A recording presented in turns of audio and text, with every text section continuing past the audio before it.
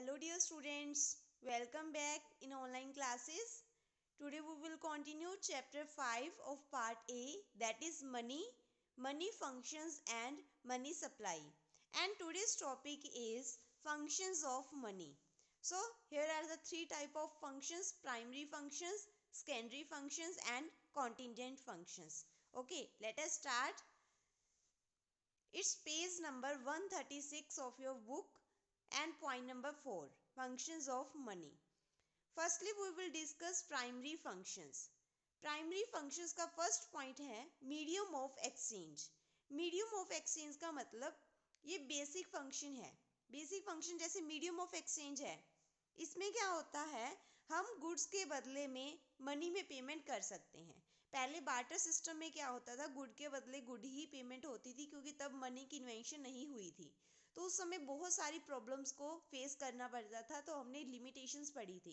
तो अब मनी की इन्वेंशन होने से 17th सेंचुरी में तो क्या हुआ, मनी की इन्वेंशन जब हुई तो मीडियम ऑफ एक्सचेंज बन गया जी. अगर हमने कोई गुड परचेज करनी है, कोई वस्तु खरीदनी है, तो उसकी पेमेंट हम मनी की फॉर्म में कर सकते हैं. The most important function of money is its general acceptability as a medium of exchange for every kind of good and service. तो किसी भी तरह की गुड्स खरीदते हैं या सर्विस लेते हैं तो हम मनी में पेमेंट कर सकते हैं. ये सारे ही एक्सेप्टेबल फॉर्म है, सारी एक्सेप्ट इसको कर लेते हैं. प्राइमरी, ठीक है, ये प्राइमरी फंक्शन है, बेसिक फंक्शन है. First money, medium of exchange. अब हम सेकंड पॉइंट डिस्कस करेंगे इसका, मेजर और यूनिट ऑफ वैल्यू. मेजर और यूनिट का मतलब है कि हम किसी भी गुड की कीमत पता कर सकते हैं कि उसकी मनी वैल्यू कितनी है. बार्टर सिस्टम में ये पॉसिबल नहीं था. वस्तु की कितनी कीमत है वो एनालिसिस करना और कितनी पेमेंट करनी है, कितनी नहीं, कितनी वस्तु देनी है. पर इसमें हम हर एक वस्तु की कीमत पता कर सकते हैं मनी की फॉर्म में. Money serves as a unit of account. It act as a yardstick of standard measure of value to which all other things can be compared. Money की वैल्यू, गुड की वैल्यू पता कर सकते हैं और दो गुड्स को आपस में कंपेयर भी मनी फॉर्म पे कर सकते हैं. It is a common denomination. The unit of money में भी डिफरेंट इन डिफरेंट कंट्रीज. हाँ, ये हो सकता है कि एक कंट्री में उस वस्तु की वैल्यू कितनी है, दूसरी कंट्री में उस गुड की वैल्यू कितनी है, डिफरेंट हो सकती है, बट सभी को हम मनी में मेजर कर सकते हैं. सभी का मकसद एक ही होता है, दैट इज उस वस्तु की कीमत को पता करना. Prices of goods are express in terms of money such as 1 gram gold cost ₹2850 और $50. तो एक कंट्री में गोल्ड की कीमत पर ग्राम की कितनी है, 2850 रुपये, और दूसरी कंट्री में उसकी $50 है. तो मकसद तो दोनों का एक ही है कि उस गोल्ड की कीमत को पता करना. Hence prices of all the goods and service can be expressed in the terms of money. तो सारी ही वस्तुओं की कीमत हम पता कर सकते हैं मनी की फॉर्म में.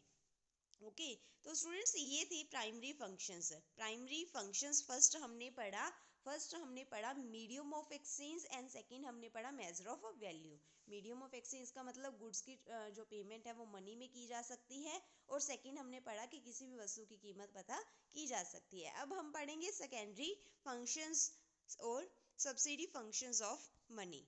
ओके, सब्सिडरी फंक्शंस को डिस्कस करते हैं. फर्स्ट पॉइंट है standard of deferred payment. Standard of deferred payment, तो पहले आपको पता होना चाहिए कि डेफर्ड पेमेंट्स क्या है. डेफर्ड पेमेंट वो पेमेंट होती है जिसको हम एट ए टाइम नहीं पे करते, उस कीमत को हम फ्यूचर में पे करते हैं. Deferred payment are those payments which are to be made in future. Money as act as standard of these payment. अब देखो, गुड के बदले में पेमेंट तो एट ए टाइम करनी पड़ती थी, बट मनी जब हमें उस गुड की वैल्यू पता है, तो वो वैल्यू हम फ्यूचर में भी पे कर सकते हैं. ऑल द पेमेंट्स, बुक पे देखो अभी, all the payments are not made in the spot of business. सारी ही पेमेंट स्पॉट ऑफ टाइम नहीं की जाती. Some payments are made in future also. The payments those are made in future are known as deferred payments. Okay, तो money हमारी deferred payments में help करती है कि अगर हम फ्यूचर में उस गुड की पेमेंट करना चाहें तो हम इजीली उसकी पेमेंट फ्यूचर में भी कर सकते हैं. Money can perform this function most effectively due to following reason. First one is it has the merit of general acceptability. सारे इजीली फ्यूचर में भी इसको एक्सेप्ट कर लेते हैं. इट्स वैल्यू रिमेन मोर और लेस स्टेबल और compare to other commodities. Other commodity की कंपेयर इसकी वैल्यू ज़्यादा भी हो सकती है और स्टेबल कम भी हो सकती है. It is more durable as compare to other commodity. ये ड्यूरेबल है, हम इजीली कैरी कर सकते हैं, ठीक है, ड्यूरेबल है, चेंज किया जा सकता है। अब है next second point, store of value. Store of value का मतलब है कि मनी को स्टोर करना भी इजी है, हम इसको कहीं पे भी संभाल के रख सकते हैं, पर गुड्स को स्टोर करना मुश्किल होता है, हमें स्टोरेज के लिए अलग से फैसिलिटी रखनी पड़ती है। पर मनी को स्टोर करना बिल्कुल ईजी है, हम अपने घर में अलमीरा में लॉकर में कहीं भी सेव कर सकते हैं या बैंक में डिपॉजिट करवा सकते हैं। ओके, तो money is perhaps such as a substance और asset that can be store for longest period. ऐसे नहीं कि ये खराब हो जाएगी तो लंबा समय भी इसको स्टोर किया जा सकता है। We know that money is in units and most accepted form of receipt and payment. It is most liquid form of asset. This is known as liquid store of value. Liquid मतलब इसको हम change भी करवा सकते हैं कभी भी चाहिए, एसेट्स को हम इजीली मनी में भी कन्वर्ट करवाया जा सकता है। थर्ड पॉइंट है transfer of value. It is also the best medium of transfer of value. Value transfer facilitates the movement of capital not from one place to another but also from one person to other person also. Value transfer का मतलब है money को ऐसे नहीं कि एक place से दूसरी प्लेस ले जाया जा सकता है, बट एक पर्सन से दूसरे पर्सन तक भी ट्रांसफर किया जा सकता है। So this is the third function, third secondary function of money. अब हम इसके बाद पढ़ेंगे contingent functions of money. Contingent other functions होते हैं, तो इसमें क्या है, मनी हमें कुछ और फैसिलिटीज देता है। जैसे फर्स्ट पॉइंट है basis of credit and credit creation. Credit and credit creation, credit का मतलब है ये एक ऐसी फॉर्म है जो हम किसी से उधार भी ले सकते हैं और अपना पैसा जमा भी करवा सकते हैं कि हमें अभी जरूरत नहीं है, हम बाद में ले लेंगे। तो हमने कमर्शियल बैंकिंग जब चैप्टर किया था तब हमने पढ़ा था कि बैंक में हम मनी जमा सेव भी करवा सकते हैं और पैसा एज अ लोन ले भी सकते हैं। तो वही है क्रेडिट और credit creation.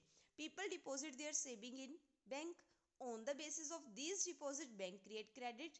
It is the bank, अगर हमारे पास सेविंग पड़ी है तो हम बैंक पे सेव करवा देंगे और बैंक उसी पैसे के बिहाफ पे क्रेडिट को क्रिएट करता है, मतलब दूसरे पर्सन को, इन्वेस्टर को, सॉरी जो पर्सन इन्वेस्टर है नई कंपनी खोलना चाहता है उसको वो पैसा दे भी देते हैं। It is the money that bank are no longer a watchdog of money, वो हमारी मनी की संभाल करते हैं, जब चाहे पैसा लौटा भी देते हैं।